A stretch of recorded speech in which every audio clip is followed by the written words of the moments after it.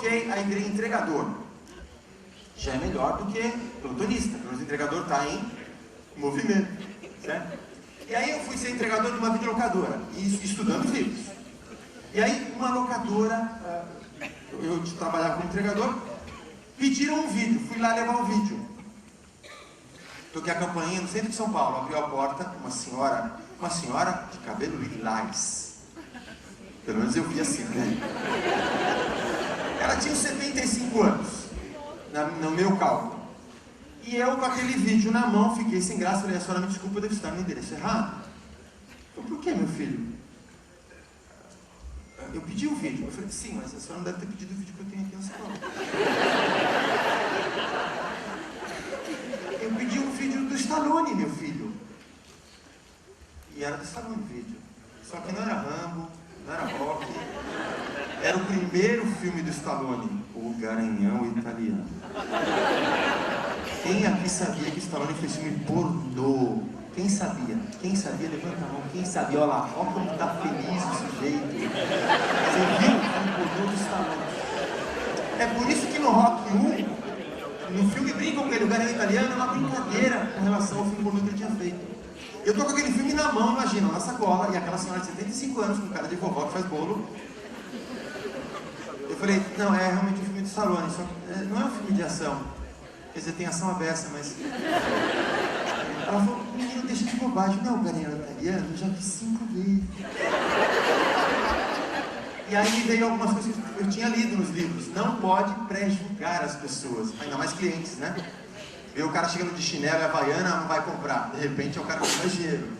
Então não pode pré-julgar. Eu tinha lido isso já, falei, puxa mesmo, não posso pré-julgar. E eu todo sem graça, então, dei o vídeo para ela, bom proveito, senhora, né? Desculpe o menino. E aí eu tinha acabado de aprender, não pode pré-julgar, podia lembrar, né? O preconceito me pegou de novo. Ela entra, come um bolinho. Eu fui embora. Eu pré-julguei, eu falei, essa vai ter muito filho. Eu fiquei assustado, eu tinha 14 anos. Pensando melhor hoje, eu não fui inteligente. Podia ter sido iniciado por uma pessoa experiente, perdi uma oportunidade. Eu fui começar 2 anos depois com uma menina que nem sabia o que estava fazendo. Bom, mas isso passa, né? Tudo bem. Outra coisa que eu aprendi nessa videolocadora foi muito legal. Depois eu virei office boy, já é melhor. Você vê que os livros que eu estava lendo estavam me ajudando. Porque office boy já é um termo em inglês. Mas a mesma coisa que entregador. Isso é em inglês. Office boy. Muito bem. Mas tinha um privilégio o office boy. Além de fazer as entregas, o office boy tinha direito de levar para casa no final de semana vídeos de graça. Por quê? Porque naquela época, eu estou falando da época do videocassete que o Ricardo falou. Você sabe o que eu fazia com esse videocassete 7 cabeças, autolimpante, que ele apresentou aqui? Eu dava de presente de casamento. O pessoal falava, nossa, você me deu o melhor presente de casamento. Bom, e eu alugava aquelas fitas, as fitas de vídeo, né? E naquela época as locadoras não recebiam a sinopse pronta dos estúdios. Não, cada locadora recebia só a fita e tinha que fazer a própria sinopse. Escrevendo aquelas fichinhas coloridas que ficavam na parede. Quem lembra disso? Qual era a cor da pornográfica? Bom, o pessoal ficou sem graça, mas tudo bem. Aí, alguém tinha que fazer a sinopse desses filmes. A gerente levava os melhores filmes para casa para fazer. Alguém tinha que fazer os piores, né? O office boy levava. Então eu só fiquei feliz no primeiro final de semana, né? Que tinha que levar os filmes de graça. Mas sabe o que eu aprendi uma coisa? Eu ficava com os piores filmes para fazer sinopse, eram os piores mesmo. Só que aí eu tinha que ver aquele filme, e qual era a minha obrigação na segunda-feira? Apresentar o quê? Uma sinopse atrativa. Eu ia falar atraente, mas sério. Uma sinopse atraente, uma sinopse que fizesse o filme sair. E tinha filme que era tão ruim que eu tinha que ver 2 vezes. Até eu achar, né? Alguma coisa boa pra falar. E eu achava, cara. Às vezes era um ator que era muito bom, às vezes era uma atriz que era muito bonita, às vezes era a fotografia do filme que era linda, então eu falava da fotografia, às vezes era o roteiro que era bom. Tinha alguma coisa sempre, então eu achava. Como isso me ajudou? Sabe, eu trabalho desde os 12, mas desde criança eu faço esporte, eu sempre gostei. Então eu fiz judô 9 anos, fiz kung fu, fiz karatê, surfava, jogava bola, jogava basquete. E aos 18 anos, é o que eu ia falar, né, depois, eu tinha um acidente de carro. Meio por causa daquilo que o Ricardo falou, um pouquinho de trabalho demais, mas não com muita inteligência, sabe? Eu queria crescer logo, eu estava lendo aqueles livros, eu queria crescer logo, eu queria ter sucesso logo, eu estava aplicando aquelas coisas, eu estava trabalhando feito doido, eu trabalhava, estudava, fazia hora extra, eu dormia 3 horas e meia por noite. Só que eu tinha 18 anos, então eu sou o quê? Invencível. Em 98, exatamente naquele ano ali, aliás, desculpe, em 88, né? 98 é depois, é outro marco. 88, com 18 anos, eu estava voltando de um sábado de hora extra na fábrica onde eu trabalhava, carregando caixa e tal, dormi no volante. Dormi no volante, bati de frente com um poste. O poste, não satisfeito, que já tinha batido no meu carro, caiu em cima dele. Resultado, fiz um dano bem grave na minha coluna. Os médicos, quando eu estava lá na minha recuperação de cama, né, mais de 6 meses assim, me falaram: olha, Fábio, nós achamos que você vai voltar a andar, mas você não vai voltar a surfar, fazer arte marcial, jogar bola, esquece, certo? Muito bem. E aquilo para mim foi muito ruim, sabe? Porque imagina um jovem de 18 anos que se achava invencível, querendo curtir a vida e fazer da vida uma grande história de sucesso, e que adorava esporte, ouvir aos 18 anos: você não vai mais jogar bola, futebol, vôlei, surf, arte marcial, você adora, esquece. Só que sabe o que me salvou nessa hora? Os filminhos ruins da locadora. Eu pensava, isso é só um filme ruim. E se eu prestar atenção nesse filme, eu vou extrair alguma coisa boa disso. 5 ou 10 linhas positivas disso. E comecei a ter esse hábito. Então toda vez que eu estava naquela situação, você sabe o que é você estar na cama? E para você conseguir dormir sem sentir dor, alguém tem que te colocar de barriga para cima, tem que puxar suas pernas, encostar os seus joelhos, amarrar os joelhos, botar uma madeira entre os seus 2 pés, amarrar isso para você não se mexer durante a noite. Porque se eu me mexer um pouco durante a noite, eu acordava berrando com a dor. E quando eu estava nessas situações, né, eu lembrava, isso é um filme ruim. Eu preciso prestar atenção no que está acontecendo. Eu vou aprender alguma coisa com isso. Isso foi me movendo. E eu fui aprendendo um pouquinho aqui, um pouquinho ali. Voltei a andar. Voltei a dirigir.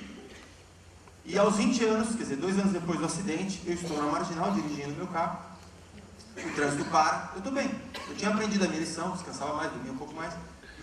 O trânsito para, eu paro. O cara de trás vem chutado e ele estava dormindo no volante. Me acertou a traseira com tudo. Você sabe aquele encosto de cabeça que tem no carro? O meu quebrou. Aquilo é aço. Imagina se não tivesse aqui. Tinha quebrado o pescoço, né? Ou mesmo com o encosto, eu tive uma lesão, 2 lesões na cervical, e tive que andar 1 ano com aquele negócio aqui. E de novo os médicos falaram: agora esquece mesmo, tá bom? Esquece de uma vez. De novo, os filminhos ruins me ajudaram. Eu fui lidando com isso. Foi um filme ruim que durou bastante? Foi. Dos 18 até os 40 anos, realmente eu não conseguia fazer nada. Eu não conseguia fazer nenhum esporte. Eu tentava, no dia seguinte estava no hospital. Dos 18 aos 40 anos, foram 22 anos de filme ruim. Mas eu não fiquei parado só assistindo filme ruim, eu fiquei tentando achar uma saída, né? Fiz todo tipo de terapia que você pode imaginar para coluna, para cervical, alternativa, chinesa, não chinesa, holística, seja o que for. Fiz tudo. E aos 40 anos, eu voltei ao esporte. Eu fui fazer Taekwondo Songhan, que é o estilo mais completo de Taekwondo. É o pai do Olímpico e dos outros que existem. É um dos mais exigentes, mas também é um dos que tem a filosofia mais linda. Por exemplo, o cumprimento do Taekwondo Songhan é assim: você dá a mão para a pessoa, bota a outra aqui embaixo. Essa mão aqui embaixo significa: eu daria um braço por nossa amizade. Começa assim a história do Taekwondo Songhan. E eu comecei a fazer, e foi difícil. No começo, o mestre falava: Fábio, dá um chute.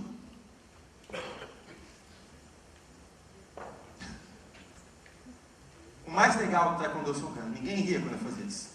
Eu falava: muito bem, seu Fábio. Muito bem. Outro. Muito bem, seu Fábio. E assim eu fui construindo, fui preparando meu corpo, e hoje...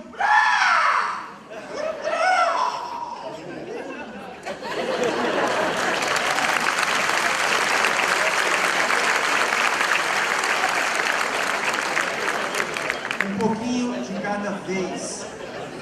Um pouquinho de cada vez. É o que disse aqui no finalzinho do carro. Tá difícil hoje, é porque não treinou o suficiente. No medalhão que tem no nosso dobo, que é o kimono do Taekwondo, está escrito assim: Today impossible, tomorrow possible. Se você praticar. Hoje impossível, amanhã possível.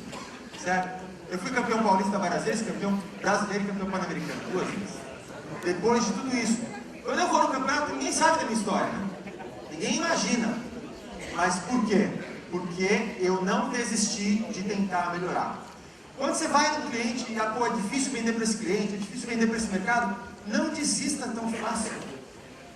Não usa como desculpa, tá difícil, então não vou nem tentar mais.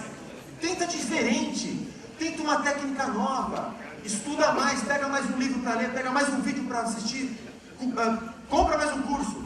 Não importa, não desista. Nós temos infinitas possibilidades de crescimento se a gente estiver a fim de continuar tentando. Bom, a coisa foi acontecendo, lógico que meus 2 acidentes de carro foram com carro vermelho, nunca mais comprei carro vermelho. E nunca mais tive acidente grave. Né? Mas aí foi acontecendo muita coisa legal nesse caminho, depois, né? Olha que interessante, em 91 eu assumi uma unidade de negócio numa multinacional americana, uma unidade estava falida, tinha 2 milhões de prejuízo, estava em 89º lugar no ranking mundial da empresa, e eu em 3 anos levei essa unidade para a primeira posição da América Latina, a 3ª melhor do mundo, em rentabilidade e faturamento. Aí eu comecei a ver realmente o que eu estava lendo nos livros funcionava. Eu estava conseguindo ter sucesso profissional como executivo e sucesso pessoal. E comecei em vendas, vendendo lá coisinhas, vendendo equipamento, vendendo tudo, vendendo coisas. Aí eu percebi que vendas e serviços é a mesma coisa, inclusive. Não importa se eu estava na área de serviços, na área de vendas, é vendas. E é serviço. O que é venda, se não um serviço de assessoria de compras? Você está ajudando o cliente a fazer uma boa compra. E se ele te enxergar assim, você vai vender muito mais. Se ele te enxergar como um tirador de pedido, um cara que foi lá para arrancar o dinheiro dele, um cara que foi lá só para vender coisas para ele não vai comprar tanto de você. Talvez nem te receba. Agora, se ele enxergar você como alguém que está indo lá para ajudá-lo a tomar a melhor decisão, comprar o que vai ajudá-lo a ter mais sucesso, mais lucro, mais felicidade, ele vai te receber. Você precisa sonhar e desejar que o cliente veja você como um assessor de compras. Um prestador de serviços de consultoria de compras. Aí ele vai te dar mais abertura, vai te dar muito mais confiança.